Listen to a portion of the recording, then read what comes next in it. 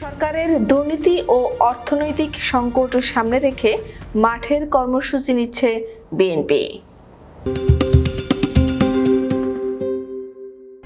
রাষ্ট্র পরিচালনায় সীমাহীন দুর্নীতি এবং ভয়াবহ অর্থনৈতিক সংকট, এই দুটি গ্যাড়াকল থেকে সরকার সহজে নিস্তার পাবে বলে মনে করছে না বাংলাদেশ জাতীয়তাবাদী দল বিএনপি।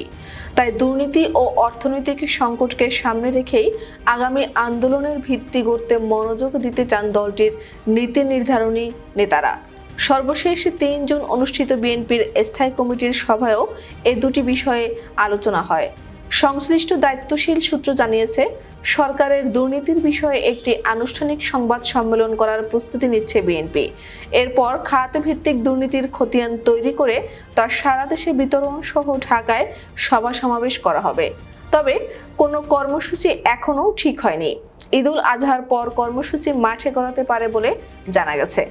বিএনপির মহাসচিব মির্জা ফখরুল ইসলাম আলমগীর গতকাল শনিবার রাতে এ বিষয়ে গণমাধ্যমকে জানান, আমরা এখনো কোনো কর্মসূচি নেইনি। এখন আমরা দুর্নীতির উপর কিছু কাজ করার চেষ্টা করছি। বিষয়গুলো আমরা জনগণের সামনে তুলে ধরছি। সামনে আন্দোলনের চেষ্টা করব, অর্থাৎ এই সরকারের দুর্নীতি লুটপাট নিয়ে জনগণের কাছে যাব। প্রায় 16 বছর ধরে ক্ষমতাসীন আওয়ামী লীগ সরকারের বিরুদ্ধে দুর্নীতি ও অর্থ পাচারের অভিযোগ করে আসছে বিএনপি।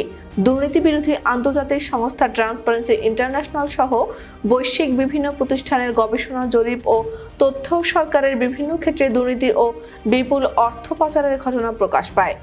এবছরের জানুয়ারিতে প্রকাশিত ট্রান্সপারেন্সি ইন্টারন্যাশনালের প্রতিবেদনের তথ্য অনুযায়ী যেসব দেশে গণতন্ত্র নেই এবং যেসব দেশে কর্তৃত্ববাদী শাসন রয়েছে সেসব দেশের চেয়েও বাংলাদেশে দুর্নীতির মাত্রা বেশি। অতি সম্প্রতি বাংলাদেশের সাবেক সেনাপ্রধান আজিজ আহমেদ ও পুলিশ প্রধান বেনজির আহমেদের নানা অনিয়ম ও দুর্নীতির খবর প্রকাশ্যে আসে।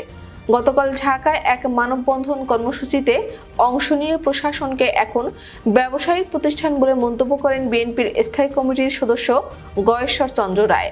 তিনি বলেন, বাংলাদেশের এমন কোনো কারাগার নেই যেখানে আমাদের কর্মীরা বন্দী নেই। এই আটকও একটি বাণিজ্য।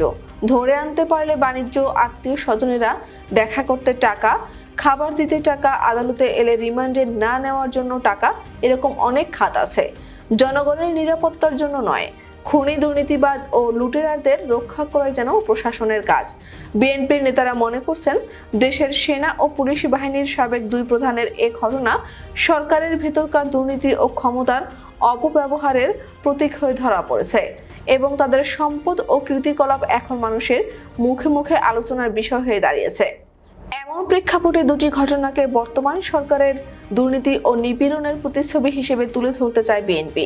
বিএনপির নেতারা বলছেন, সেনাবাহিনী ও পুলিশ বাহিনী দেশের অন্যতম দুটি মৌলিক প্রতিষ্ঠান।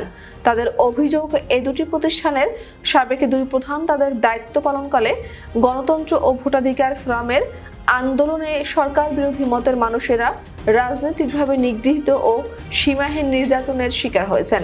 অনেকে গুম, খুন এবং নির্যাতনে অঙ্গহানির শিকার হয়েছেন। সাবেক পুলিশ প্রধান বেনজির আহমেদের বিরুদ্ধে র্যাপিড অ্যাকশন ব্যাটালিয়নের মহাপরিচালক থাকতেই নিষেধাজ্ঞা দিয়েছিল যুক্তরাষ্ট্র। আর সাবেক সেনাপ্রধান আজিজ আহমেদের বিরুদ্ধে গত 20 মে যুক্তরাষ্ট্র নিষেধাজ্ঞা আরোপ করে। এরপর বিএনপি সহ বিরোধী দলীয় নেতারা সভা সমাবেশে 2 জনের বিষয়গুলো সামনে আনছেন। গত বৃহস্পতিবার জাতীয় সংসদে প্রস্তাবিত বাজেটকে সরকারের নতুন করে লুটের পরিকল্পনা বলে আখ্যায়িত করেছেন বিএনপির শীর্ষ পর্যায়ের নেতারা। তারা বলছেন, যারা দুর্নীতিতে আকণ্ঠ নিমজ্জিত তারা কিভাবে জনগণের সামাজিক নিরাপত্তা বাড়াবে, কি করে দ্রব্যমূল্য কমাবে। এ বিষয়ে মির্জা ফখরুল ইসলাম বলেন, এই সরকারের দুর্নীতির কথা বলতে বলতে আমরা ত্যক্ত বিরক্ত হয়ে গেছি। বর্তমানে যে অর্থনৈতিক বিপর্যয় তার জন্য দায়ী তো এই দুর্নীতি। যাকে যেখানে বসায় তারাই চোর।